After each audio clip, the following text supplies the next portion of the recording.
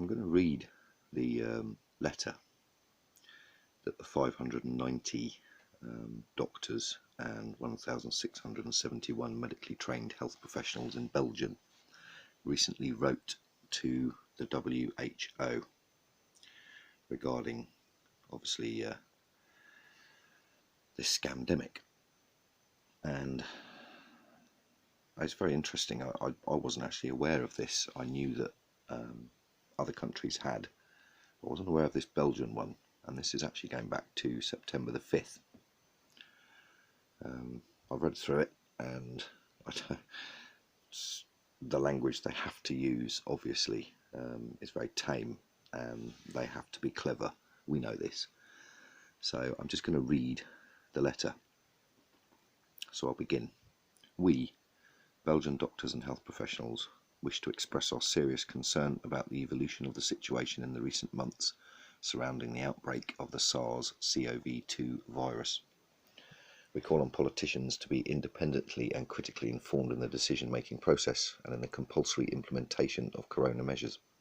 We ask for an open debate where all experts are represented without any form of censorship. After the initial panic surrounding COVID-19, the objective facts now show a completely different picture. There is no medical justification for any emergency policy. The current crisis management has become totally disproportionate and causes more damage than it does any good.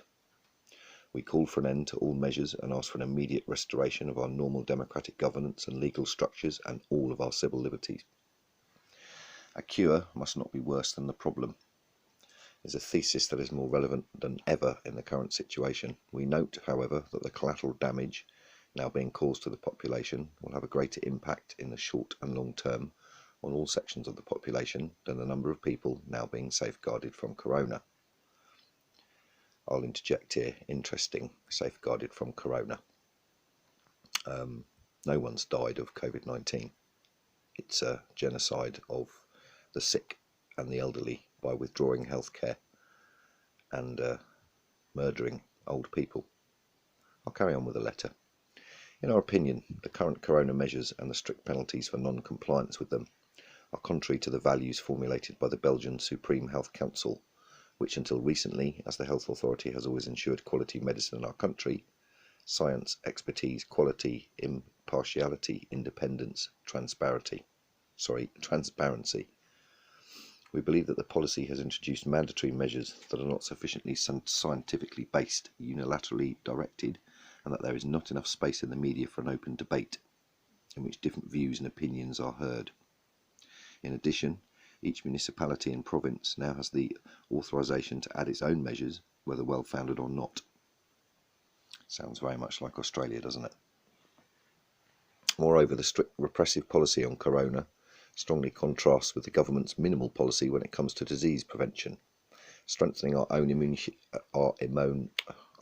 immune system through a healthy lifestyle, optimal care with attention for the individual, and investment in care personnel. The concept of health. In 1948, the WHO defined health as the following. Health is a state of complete physical, mental, and social well-being, and not merely the absence of disease or other physical impairment. Health, therefore, is a broad concept that goes beyond the physical and also relates to the emotional and social well-being of the individual. Belgium also has a duty, from the point of view of subscribing to fundamental human rights, to include these human rights in its decision-making when it comes to measures taken in the context of public health. The current global measures taken to combat SARS-CoV-2 violate to a large extent this view of health and human rights.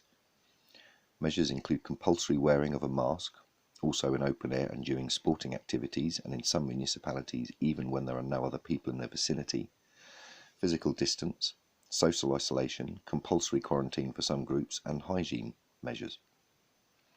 The predicted pandemic with millions of deaths. At the beginning of the pandemic, the measures were understandable and widely supported, even if there were differences in implementation in the countries around us. The WHO originally predicted a pandemic that would claim 3.4% of its victims, in other words, millions of deaths, and a highly contagious virus for which no treatment or vaccine was available. This would also put unprecedented pressure on the intensive care units, the ICUs, of our hospitals. This led to a global alarm situation never seen in the history of mankind.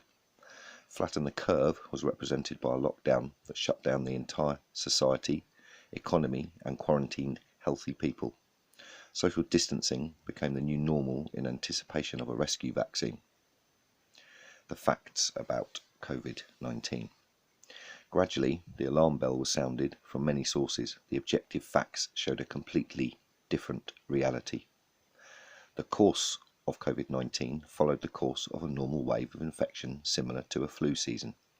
As every year, we see a mix of flu viruses following the curve. First the rhinoviruses, then the influenza A and B viruses, followed by the coronaviruses. There is nothing different from what we normally see.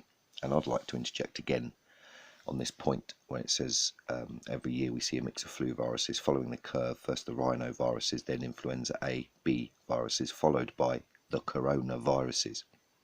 There is nothing different from what we normally see. The coronavirus is the common cold in variations, and people have been dying from this named virus since the 60s.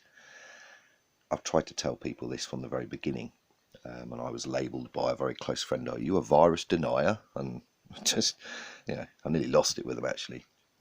But this letter's great for blasting apart people who haven't yet woken up. I'll continue. The use of non-specific PCR testing, which produces many false positives, showed an exponential picture.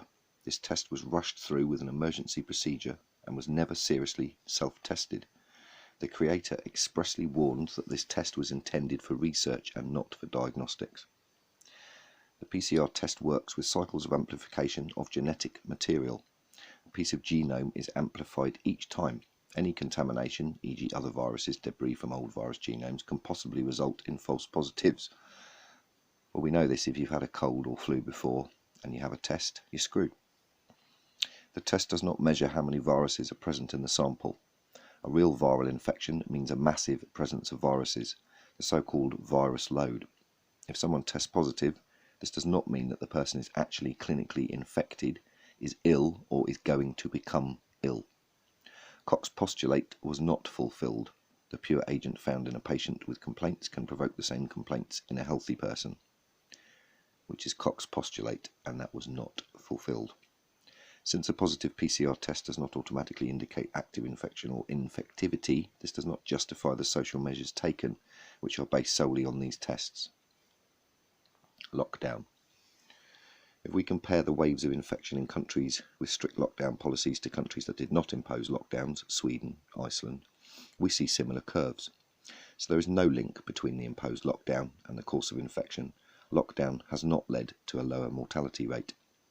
If we look at the date of the application of the imposed lockdowns, we see that the lockdowns were set after the peak was already over and the number of cases decreasing. The drop was therefore not the result of the taken measures. As every year, it seems that climatic conditions, weather, temperature and humidity, and growing immunity are more likely to reduce the wave of infection. Our immune system.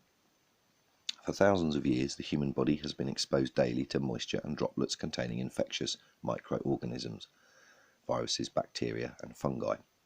The penetration of these microorganisms is prevented by an advanced defense mechanism, the immune system. A strong immune system relies on normal daily exposure to these microbial influences. Overly hygienic measures have a detrimental effect on our immunity. Only people with a weak or faulty immune system should be protected by extensive hygiene or social distancing. Influenza will re-emerge in the autumn, and a possible decrease in natural resilience may lead to further casualties. Our immune system consists of two parts: a congenital non-specific immune system and an adaptive immune system. The non-specific immune system forms a first barrier: skin, saliva, gastric juice, intestinal mucus, vibratory hair cells, commensal flora, and prevents the attachments of microorganisms to tissue. If they do attach, excuse my pronunciation, macrophages can cause the microorganisms to be encapsulated and destroyed. Or microphages. My biological speak, my medical speak's not up to date. The adaptive immune system consists of mucosal immunity, IgA antibodies, mainly produced by cells in the intestines and the lung epithelium. Cellular immunity, T-cell activation, which can be generated in contact with foreign substances or microorganisms, and humoral immunity, IgM and IgG antibodies produced by the B cells. I'm not going to proclaim to understand that as I'm reading it. Recent research shows that both systems are highly entangled. It appears that most people already have a congenital or general immunity to influenza and other viruses. This is confirmed by the findings on the cruise ship Diamond Princess, which was quarantined because of a few passengers who died of COVID-19. Most of the passengers were elderly and were in an ideal situation of transmission on the ship. However, 75% did not appear to be infected, so even in this high-risk group, the majority are resistant to the virus. A study in the journal Cell shows that most people neutralize the coronavirus by mucosal, IgA, and cellular immunity, T cells, while experiencing few or no symptoms. Researchers found up to 60% SARS-CoV-2 reactivity with CD4 plus T cells in a non-infected population, suggesting cross-reactivity with other cold, in brackets, coronaviruses. Most people, therefore, already have a congenital or cross-immunity because they were already in contact with variants of the same virus. The antibody formation, IgM and IgG, by B cells only occupies a relatively small part of our immune system. This may explain why, with an antibody percentage of 5 to 10%, there may be a group immunity anyway. The efficacy of vaccines is assessed precisely on the basis of whether or not we have these antibodies. This is a misrepresentation. I'm going to remind you this is a letter from 650 doctors and 1,761 medically trained professionals in a European country. I'll continue. Most people who test positive PCR have no complaints. Their immune system is strong enough. Strengthening natural immunity is a much more logical approach. Prevention is an important, insufficiently highlighted pillar. Healthy, full-fledged nutrition, exercise and fresh air without a mask, stress reduction and nourishing emotional and social contacts. Okay, consequences of social isolation on physical and mental health. Social isolation and economic damage led to an increase in depression, anxiety, suicides, intrafamily violence and child abuse. Social isolation and economic damage led to an increase in depression, anxiety, suicides, intrafamily violence and child abuse. Studies have shown that the more social and emotional commitments people have, the more resistant they are to viruses. It is much more likely that isolation and quarantine have fatal consequences. The isolation measures have also led to physical inactivity in many older people due to their being forced to stay indoors. However, sufficient exercise has a positive effect on cognitive functioning, reducing depressive complaints and anxiety and improving physical health, energy levels, well-being and in general quality of life. Fear, persistent stress and loneliness induced by social distancing have proven negative influence on psychological and general health. I'll continue. A highly contagious virus with millions of deaths without any treatment. Mortality turned out to be many times lower than expected and close to that of a normal seasonal flu, 0.2%. The number of registered corona deaths therefore still seems to be overestimated. That's a very polite way of putting murder, isn't it? There is a difference between death by corona and death with corona. Humans are often carriers of multiple viruses and potentially pathogenic bacteria at the same time. Taking into account the fact that most people who develop serious symptoms suffered from additional pathology, one cannot simply conclude that the corona infection was the cause of death. This was mostly not taken into account in the statistics. I'm just going to see how long this goes on for. Well, obviously, I'm not going to read the rest of it. If you're interested in what it goes on to say, and I really hope you would be after 14 minutes of that, obviously I will put the link in the description and in the comments below.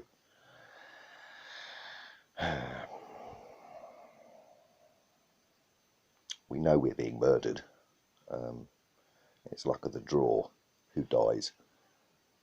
Whether you're an elderly person suffering from a current illness, whether you're a suicide victim because your livelihood and life has been taken away, whether you are dying of a stress-induced heart attack.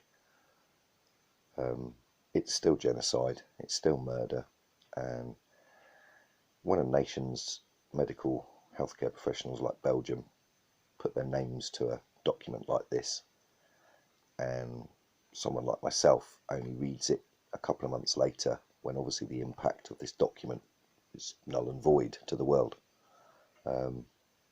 we have to understand what we're up against here, guys. I mean, we are up against an absolute, well, it is a cult of death. That is the only way to describe it. They really have truly shown with this that they are a cult of death. All I'll say is take your masks off, hug everyone, kiss everyone, and get on with your life. Open up your businesses. Don't be scared.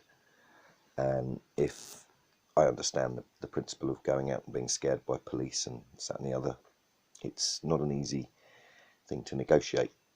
So get into groups of people, find like-minded friends, find like-minded people. I would say at this stage, you're better off alone, actually, if you can't find like-minded people, because it does seem still, aside from us communicators on YouTube, myself and subscribers and commentators, everybody else is still towing the line through fear. And this is what this is all about. This is Project Fear. And what comes after Project Fear? Well, if they get away with this, that's the rest of our life over.